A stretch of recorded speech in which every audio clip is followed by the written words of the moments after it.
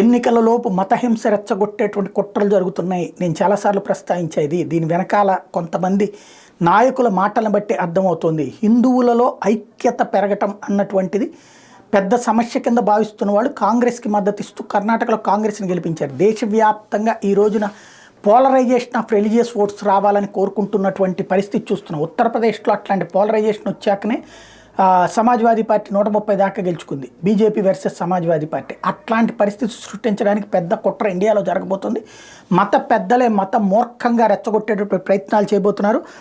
తాజాగా మౌలానా తక్వీర్ రజా threatens civil war in Bharat. He said, just because of the patience of Muslims, there has not been a civil war in Bharat yet.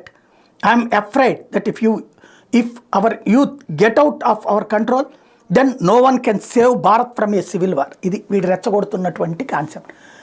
ఎవరు సహనంతో ఉన్నారు? హిందువులా ముస్లింలా? ఇద్దరూ సహనంతో ఉన్నారు, సంయమనంతో ఉన్నారు. కానీ ఎవరు రెచ్చగొట్టాలనుకుంటున్నారు? ముస్లిం మత పెద్దలు రెచ్చగొట్టాలనుకుంటున్నారు. అయోధ్యలో చాలా పేషెన్స్గా హిందూ సమాజం 500 సంవత్సరాలు వేచి చూసింది. చివరికి వాళ్ళ గుడి నిర్మాణం జరిగింది. అది తట్టుకోలేనంతటి మతమౌఢ్యం ఎందుకు వస్తుంది? రెండవది, జ్ఞానవాపిలో శివుడి పూజలు జరుగుతుండగా అవన్నీ మూసేసి ఏ చట్టం లేకుండా అప్పుడు ఔరంగజేబు చేశాడు అంటే ఒక అర్థం ఉంది. తర్వాత కాలంలో కూడా పూజలు జరుగుతున్న వాటిని కూడా మూసేసింది ఎవరు? శివలింగం మీద ఊసేటటువంటి విధంగా ఎట్లా ఏర్పాటు చేశారు? ఎవడు చేశాడు ఇట్లాంటి దరిద్రాలు? అయినా మేము ప్రార్థించేటటువంటి లేదా హిందువులు ప్రార్థించేటటువంటి శివుడి మీదనే అట్లాంటి జరుగుతున్నదని తెలిసినా హిందూ సమాజంలో రాళ్ళు కర్రలు కత్తులు పుచ్చుకుని ఎవడు తిరగట్లేదే. చట్టబద్ధంగా మనది మనం సాధిద్దామంటున్నారే, కోర్టుల ద్వారానే పోరాడుతున్నారే.